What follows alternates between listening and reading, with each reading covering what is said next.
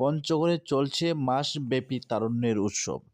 এই উৎসবের নানা আয়োজনে বৃহস্পতিবার দুপুরে শুরু হয়েছে আমার স্কুল পরিচ্ছন্ন স্কুল, আমার শহর পরিচ্ছন্ন শহর কার্যক্রম। জেলা শহরের ১ নং মডেল সরকারি প্রাথমিক বিদ্যালয়ে এই কর্মসূচি উদ্বোধন করেন জেলা প্রশাসক মোহাম্মদ সাবেদ আলী। তরুণদের সামাজিক সংগঠন উত্তরণের সহযোগিতায় জেলা প্রশাসন এই কর্মসূচির উদ্যোগ নিয়েছে। জাতীয় সঙ্গীত ও বেলুন উড়ানোর মধ্য দিয়ে কর্মসূচির উদ্বোধন করা হয়। বিদ্যালয়ের শিক্ষক শামীম আরার সঞ্চালনায় উদ্বোধনী অনুষ্ঠানে অতিরিক্ত জেলা প্রশাসক সোহেল সুলতান জুলকারনাইন, এলজিইডির নির্বাহী প্রকৌশলী মাহমুদ জামান, জেলা মাধ্যমিক শিক্ষা অফিসার সাইফুল মালেক, সহকারী প্রাথমিক শিক্ষা অফিসার সাইফুজ্জামান, বৈষম্যবিরোধী ছাত্র আন্দোলনের জেলা সমন্বয়ক ফজলে রাব্বি, মোকাদ্দেসুর রহমান সান, উত্তরণের উপদেষ্টা মেহেদী হাসান খান বাবলা প্রমুখ।